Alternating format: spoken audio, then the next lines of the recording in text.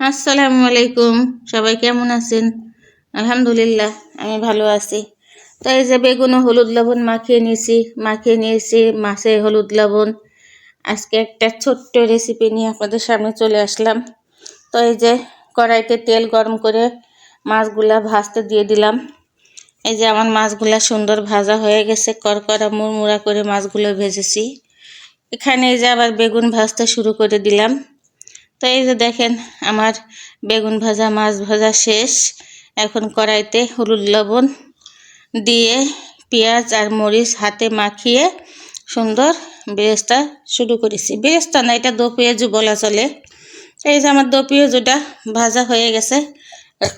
আমি ভাজা বেগুন আর মাছগুলো ঢেলে দিয়ে মিশিয়ে নেব।